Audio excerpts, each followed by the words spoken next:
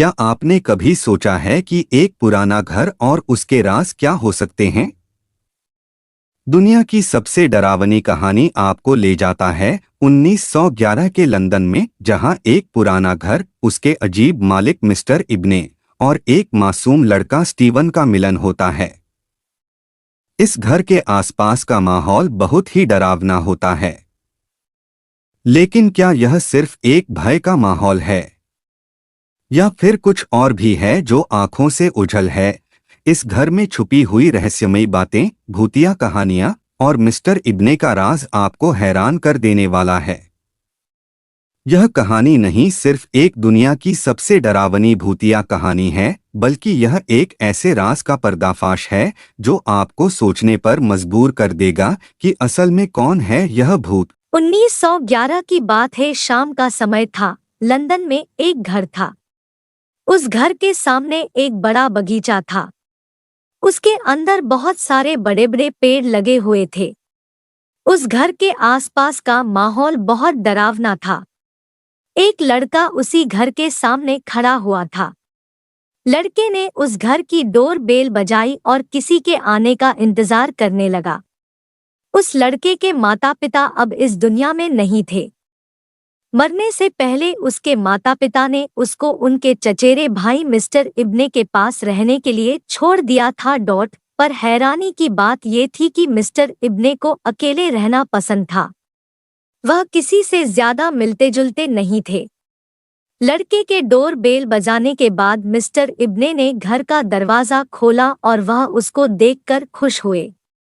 लड़के का नाम स्टीवन एब्लोन था।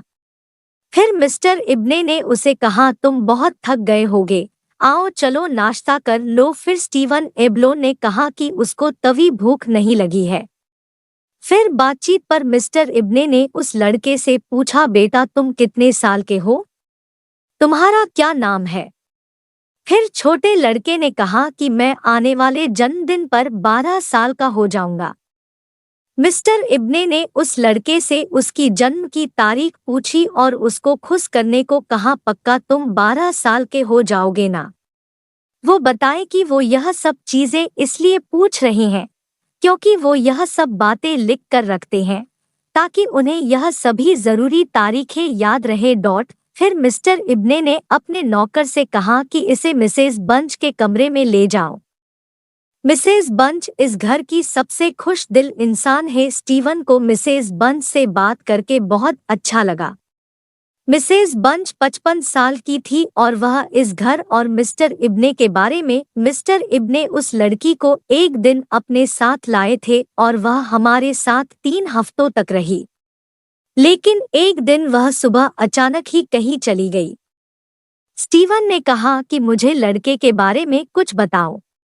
तो मिसेज बंच ने कहा कि मुझसे पहले काम कर रहे नौकरों ने उसके बारे में बताया कि एक दिन उसे लाए थे और वह भी एक दिन कहीं चला गया था।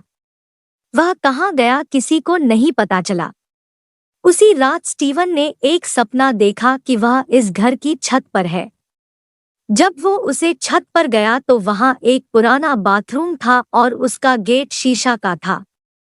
उसे बाथरूम के अंदर एक लड़की लेटी हुए दिखाई दी और उसकी बॉडी बहुत गंदी सी दिखाई दे रही थी।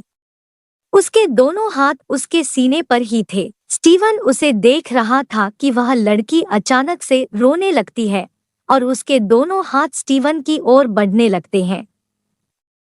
फिर अचानक से स्टीवन की आंख खुल जाती है। उसने देखा कि वह उसी बाथरूम के सामने खड़ा है। फिर से हिम्मत जुटाकर उसी बाथरूम के अंदर देखने लगा। फिर उसे वहां पर कोई नहीं दिखी तो वह भागता हुआ अपने कमरे में आ गया। उसने अपने सपने के बारे में मिस्टर इब्ने और मिसेज बंच को बताया। तो उन्होंने अपने नौकरों से कहा कि वह बाथरूम के दरवाजे पर पर्दे लगा दे। फिर कुछ दिनों तक स्टीवन को कुछ और सपने नहीं आए। फिर एक दिन वो उठा तो उसने देखा कि मिसेज बंच उसका नाइट सूट सिल रही थी। फिर मिसेज बंच ने उससे कहा कि तुमने कपड़े बुरी तरह कैसे फाड़ लिए? स्टीवन को नहीं पता था कि उसके कपड़े कैसे फटे। उसने देखा कि उसके कपड़ों पर लंबे लंबे नाखूनों के निशान थे। उसने कहा कि मुझे नहीं पता कि कैसे आए पर ऐसे निशान मेरे कमरे के दरवाजे पर भी है। फिर मिसेज बंच ने देखा कि वे निशान वहां पर थे, पर वह निशान बहुत ऊपर थे। फिर उसने कहा कि मिस्टर इब्ने को यह मत बताना। फिर अगले दिन मिसेज बंच के कमरे में एक नौकर आया जो कभी कभी आता था। फिर उसने मिसेज बंच से कहा कि अगर मिस्टर इब्ने को ड्रिंक चाहिए तो वह अपने आप जाकर ले, क्योंकि बेसमेंट में कुछ है।